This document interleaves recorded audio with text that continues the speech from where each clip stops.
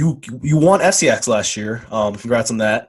So, what are some things that you did to train for high jump, and what ultimately led you to winning FCIACS? What do you think was the greatest factor that led you to win that? That's a good question. My training was really interesting. Like over the summer, like what you were saying with about leaving basketball, I left basketball 2 days before the tryout. Back to what you were saying, like that's probably why there was some outlash. Like that was kind of stupid on my part. Like I probably should have made that decision a little earlier.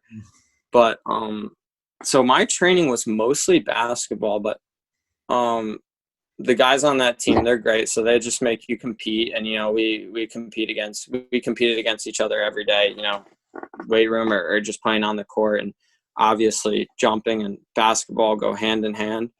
So as soon as I made that transition to track, the athletics came naturally, but the hard part was kind of like fine tuning discipline and, some like technical work, because it's track's not as fun. It's not like a fun sport. It's a sport for, you're coming to like showcase your talents. Like you don't get the same experience as you do in basketball. So you really have to just kind of put your head down and like do what you got to do. I had to do a ton of training, and what people don't see is the meet before FCIACs at what was it, divisionals. So that's like half the FCIAC.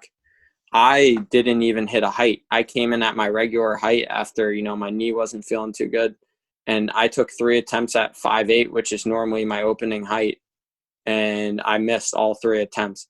So it's really just about, keeping your head down and not getting, knocked off or phased by, certain things happening. It's such a hit or miss sport. If you liked what you saw here today, subscribe, turn on post notifications, and follow us down below. You can also listen to the Modern Athlete Podcast on Anchor, Spotify, Apple Podcasts, and anywhere where you find your podcasts.